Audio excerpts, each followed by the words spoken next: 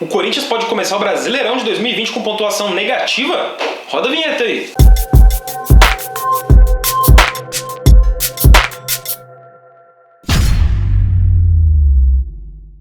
Salve fiel, saudações corintianas. Não, isso não vai acontecer no Brasileirão de 2020. Se tiver Brasileirão, se tiver futebol brasileiro em 2020, né? Mas muito em função da falta de tempo pra isso, né? Não tem por que imaginar que em 2020 isso já vai acontecer com o Corinthians, como aconteceu agora com o Cruzeiro. Mas acontece agora com o Cruzeiro em função de problemas passados do Cruzeiro. Você que caiu de paraquedas aí no noticiário esportivo, só vive de Corinthians, fique sabendo que o Cruzeiro vai começar a Série B do Brasileirão de 2020, se rolar quando começar, com pontuação negativa, com menos 6 pontos por uma punição da FIFA, como deu calote num clube dos Emirados Árabes pela contratação de um jogador, e aí por conta disso o Cruzeiro começa com pontuação negativa. Onde entra o Corinthians nisso? Se você está ligado no noticiário só corintiano, você também já sabe que as principais informações dos últimos tempos do Corinthians dizem respeito à crise financeira do Corinthians. O torcedor muito facilmente liga um ponto ao outro e pergunta, qual que é a chance então do Corinthians também cruzeirar, né? Já virou um verbo aí, cruzeirar,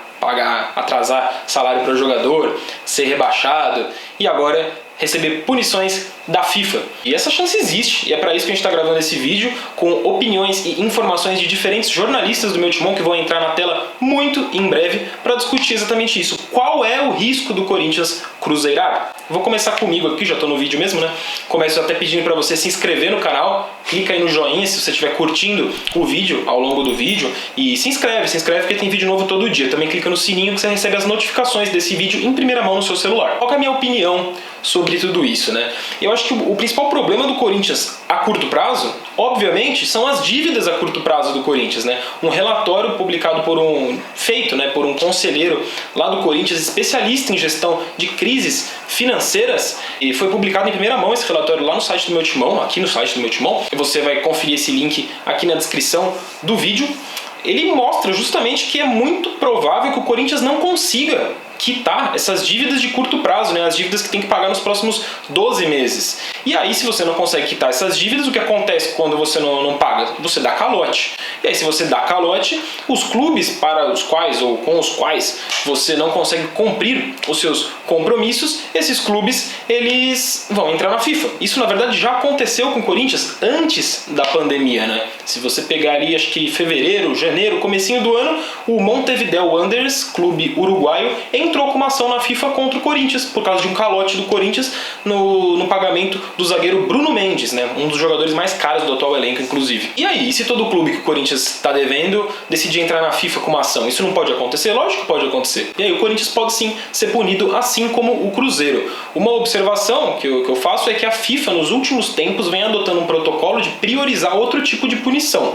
Então, ao invés de perder ponto, é mais provável que os clubes comecem a serem proibidos de fazer contratações, né? O caso do Cruzeiro é um pouco mais antigo, esse calote vem desde 2016 e aí a punição foi a perda de pontuação, mas essa punição ela pode ser até um rebaixamento. Então assim, o risco de cruzeirar, ele existe no Corinthians muito em função da situação grave financeira do clube.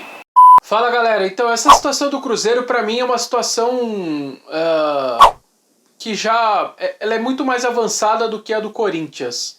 A situação do Corinthians ela não é boa, os números são muito ruins, é preocupante, mas eu acho que é muito diferente, não sei se muito diferente, mas ela é diferente do Cruzeiro.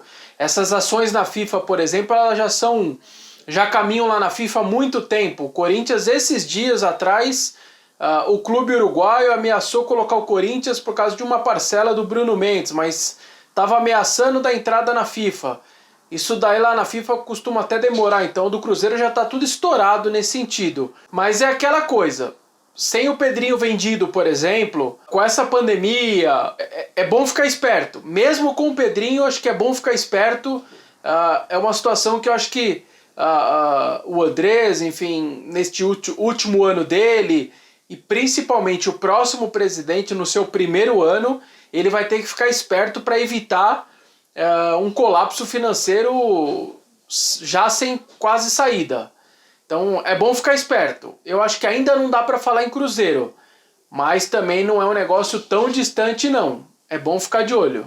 Fala pessoal do meu timão, aqui é o Marco Belo e a resposta para essa pergunta é muito complicada. Se há um risco do Corinthians cruzeirar, né, de acontecer com o Corinthians a mesma coisa que está acontecendo com o Cruzeiro. Eu acho que há duas coisas diferentes, a gente precisa separar. A primeira é a questão financeira, a segunda é a questão do roubo, né? O que aconteceu no Cruzeiro foi algo criminal, algo criminoso, né? Tanto que o Ministério Público está processando os envolvidos, tem gente que pode ser presa.